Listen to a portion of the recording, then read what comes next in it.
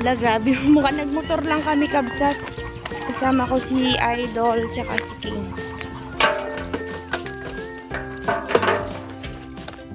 Nanganak na siya, akala ko hindi siya nanganganak kasi ngayon sinasabi lang sa viewers.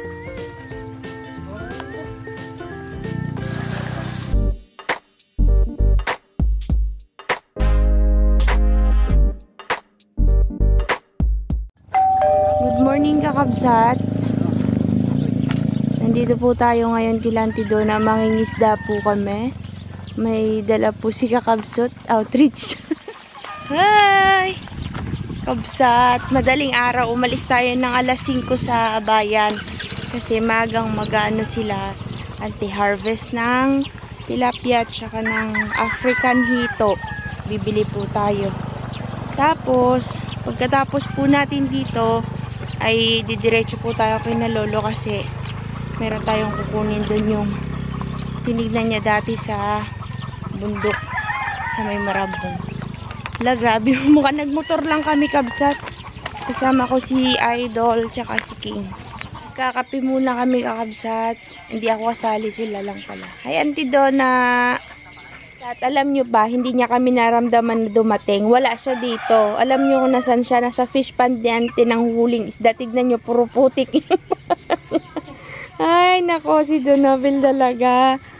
Tignan nyo. Putik-putik. Ito po kasi yung ano, magaling manghuli ng isda. Kung maalala nyo sa farm. Tignan nyo. Kawawa ka ngayon. Bakit, Ante? Kaliit-liit, magabuntis. Puro putik. Hindi siya maglahi. Kataba. Ito, askal. Hmm. Yung isa. Di, pansinin mo daw siya. Oh. Puro putik. Yung ginaganon mo, anak. Oo. Gustong-gusto niya. Pag nagpupo ka, gusto niya Yung liig niya, kailangan ni ano mo yung paa mo sa kanya. Ganyan. Kataba eh. Pati sa'yo, gano'n. Ngayon, kabsat ay ready na para mangisda. Mangisda. Ang sarap ng may ganito talaga, kabsat. Harvest na lang. Mababaw na pala eh. Ang kabukiran ni Auntie Donna. Baw. At ni Uncle Inoy. Maglalako po kasi si Auntie Donna ng tilapia at saka hito. Kaya po nag-harvest sila. Eh sakto. Sabi ko, Auntie, pabili ng isda. Kaya maaga tayong pumunta dito para makapili tayo ng malalaki. Diyan ako magpunta? Charan. Ay, mababaw na pala, Auntie, ano? Pinatuyuan niya nga. Malalim to noon eh. Malalim pa rin. Ay, oo, malalim pa rin yung tubig. Alam nyo, kakabsat, nung nagpunta tayo dito, punong-puno po yan ng tubig. Laki ano. Ang dami, Auntie, pala eh. Sana, pa yan? Ay, kasarap man din yan din gataan. Kabsat, kasarap gataan yan. Rito at saka gata. Auntie, magkano po ang isang kilo niyan? 150. Mas maganda dito magbili, kabsat, kilante kasi alam mo lang dito ng galing. Tsaka po, malinis yung bitukan ng kanilang isda. Kasi ano, running water.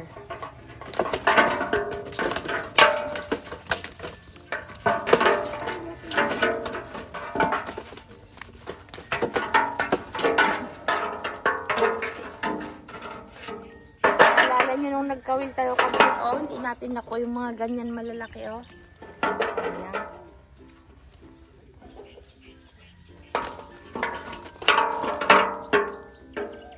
Wala na. Wow. Isang hagis pa lang po. Ng ano doon eh. Tulya. Oh? Ay, may mga tulya din. Ay, kadami, oh. Binag. Dami. Ante, pwedeng pag natuyo ng natuyo, ito magkuha kaming binag na. Ay, dapat ngayon ka na magpulot. Bamatay na ito pag naarawan na. Ah, Oo, mamaya. Masarap to. kaya nga. Malinis. Oh, dami oh. Klaw na oh. Pinindala niya ang kilo, kadami, oh. Uy! Oh. Kalalaki, kabsat. Lila oh. Hindi maran. Pag ganyan kalaki, ilang piraso pagka isang Baka kilo? dalawa lang siguro. Dalawa lang, no? Kalaki kasi, oh. Mabigat siya, kabsat. Ang ganyan kalaki, parang malaki pa nga Sa Batangas? Ako? Pero mas gusto ko yung tilapia niya, ante. Hindi, taktak na, taktak na kami. Wala. Yan.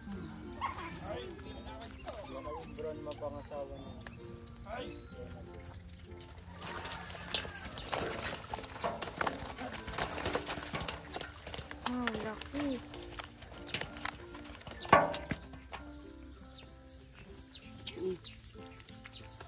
Wow. Dami. Saan mo ilalako yan, ante? Yan, sa paitan. Tiglit lang to. Diyan lang. Wala. Bahay-bahay.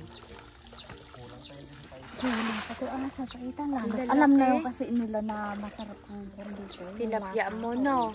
Wala kasi siyang lasang putik, kabsat. May nabibili kasi kami na, alam niyo may lasang putik na para siyang, basta may ibang lasa. Ito kasi kakabsat.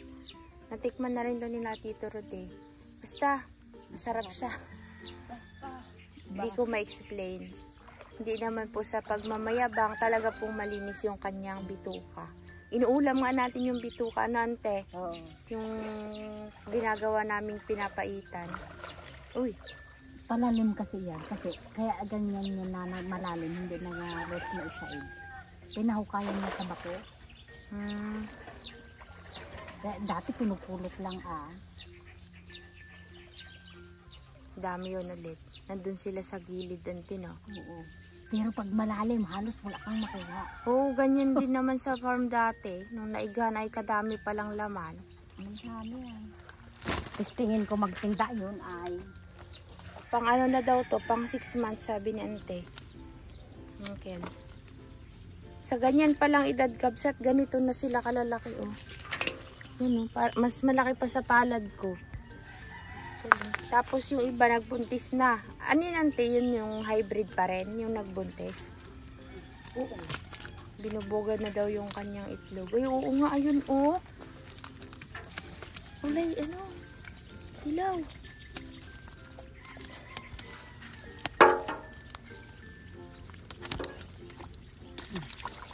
Ante, yun yung itlog niya. Kabsa, tignan niyo yung itlog na binuga nung ano, nung malaking tilapia. So, yan, oh. Nanganak na siya, ante. Akala ko hindi siya nanganganak kasi ngayon sinasabi nilang Matagal 6 na, eh. livers. Pagka medyo may edad na po, nang bubuntis din.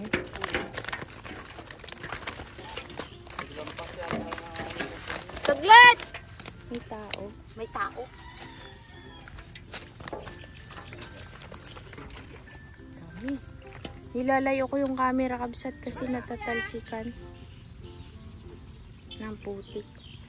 Nakahani na pala sila, ante, daw na dito, kabsat, ng kanilang palay. Maliliit yung nakuha ni Uncle ngayon, oh. Nagtaguan na yung malalaki, Uncle. Alam na nilang huhulihin sila. Nandoon po yung African hito. Kawil daw ang gagamitin doon, sabi ni ante. Ang dami, kakabsat, nakakatuwa. Mamaya bubuhusan na ante ng tubig. Hindi natin masyadong makita kasi ano eh. Maputik. Kasi friendly naman ay. Oo nga. Nangagat ng peto. Ay, sabit. Wala nang hipon na jumping shrimp dun sa farm, sis. Matay na yun. Inaano, tinatuka ng tagak. Ano ba yun? Yung nagalipad-lipad doon?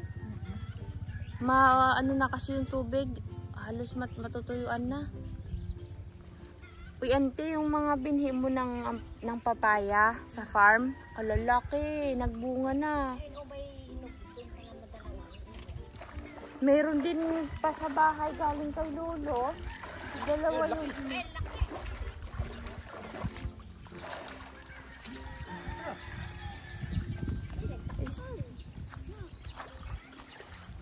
Kalaki nito, mapink baga, kabsa. Pag ganyan ang kulay, ante. Lalaki. Lalaki daw yan. babae na puti.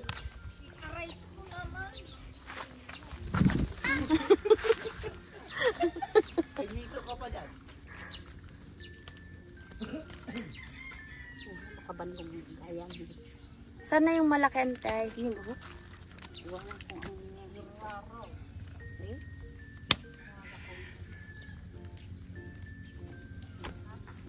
Hindi pa yan. Punuin niya pa to. Kaya magkawin. Lalaki yan, ante? Uy, kabsat kung nakikita nyo lang na aktual. Naku po. Anak karaso lang, yung may order lang. Baka harbisin lahat ay. Ano yan, Tiararo? Oo.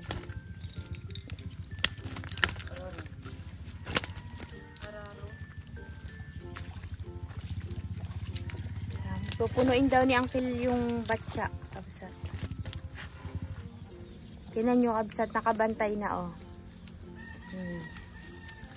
Naggagala pala siya tuwing umaga.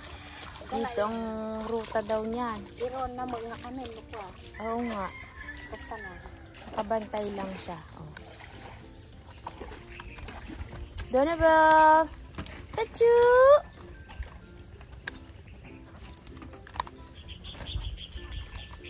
Malapit nang mapuno.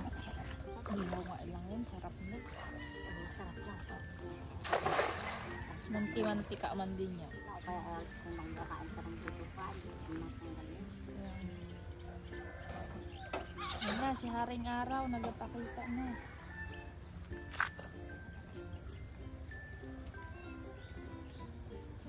Wow. Sunrise. Madami. Kaya nga, dahil Siguro mag-alas 7 na. Anong oras na, de? 6:50. Ano nga, mag-alas 7 na. Kakaano yung bukid nila, auntie, oh. Pagka gising mo sa umaga, habang nagkakapi ka, yan ang makikita mo. Allah!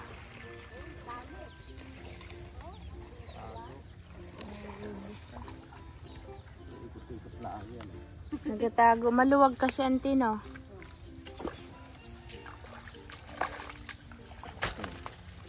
Dami, ah. Hindi nauubusan, ah. Luli ko to. 3,000. Yung tubig po, kabsat, na napupunta dito galing po. Sa patubig. Sa ilog din yan galing, yung tubig na yan. Sa patre. Kaya malinis po talaga. Ayan, oh. Dito, pinapasok nila doon, galing sa may kanal.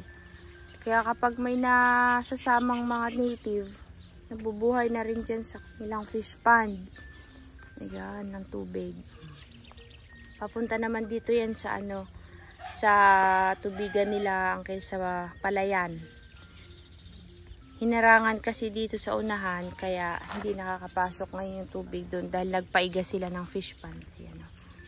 Dito papasok yung tubig, papunta dito sa palaisdaan.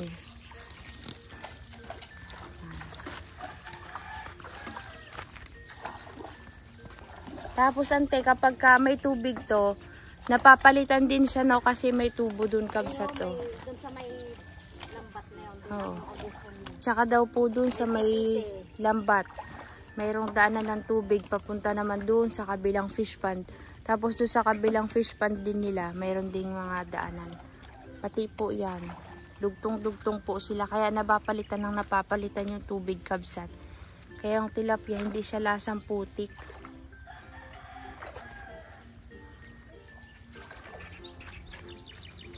Daming binit din. Magbinit tayo mamaya din. Dami pa. Marami pa dun, Uncle? Ay, dami pa yan. Dami pa daw, kabsat. Kula na yan. Pag-agis kula na umahuli yan. Dami pa yan. Minsan pa lang narbisan to. Gasino lang yung nakukuha na pang ulam-ulam.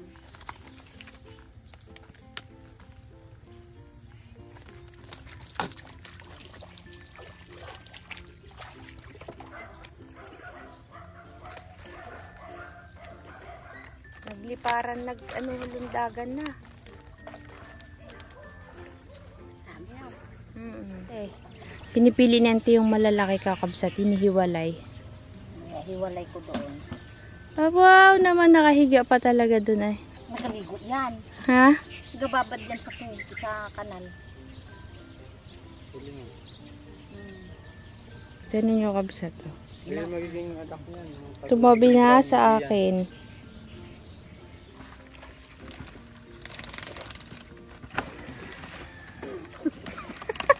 Kaya hindi ako makalapit. Ay, puno na rin ako ng putik, kabsat. Ito, iwanan yung... Baka itangay ng mga alaga dun, boy, ha? Tingnan natin sila, kabsat, kung saan dadalhin.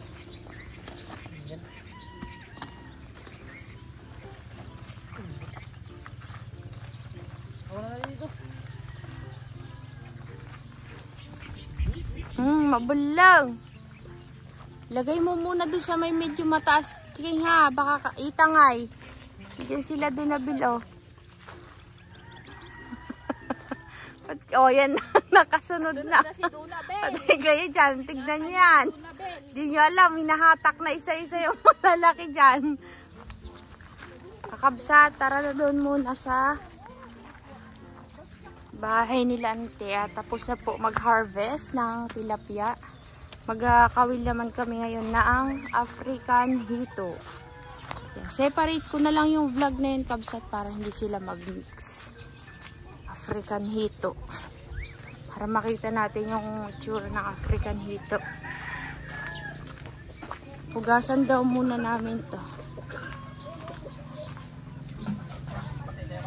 Uy, dami.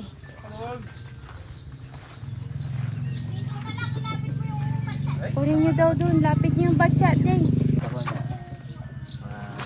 Hugasan.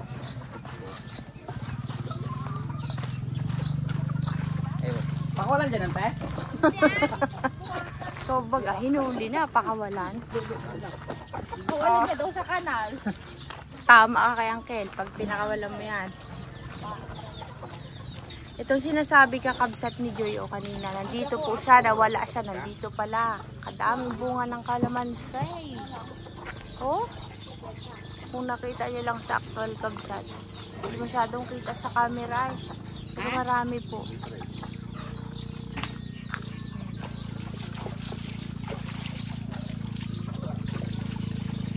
Daming bunga.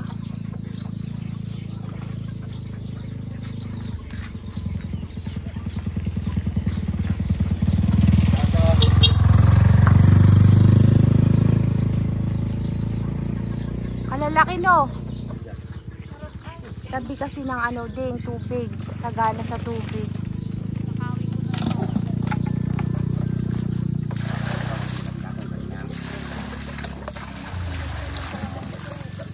Huwag ko nang pilian. Ganito na na. Oh, dami. Kaya, Ha? lagyan mo dyan. Ay, Isang timba muna. sige, lahat mo na lang. Separate daw yung malalaki kabsat.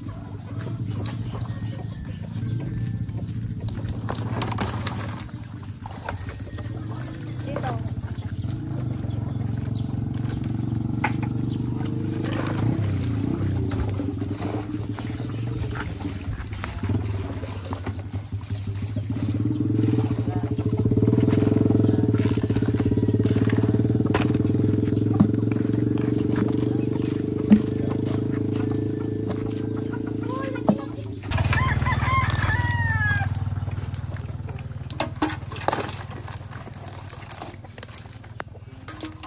Malinis na kabsat, nahiwalay na po nila ito yung ano malalaki. Ito yung mga pinakamalalaki. Ito yung good size.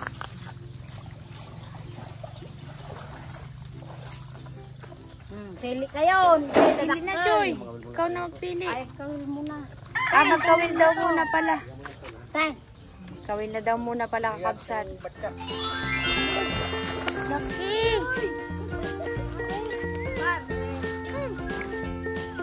Yan yung malaki.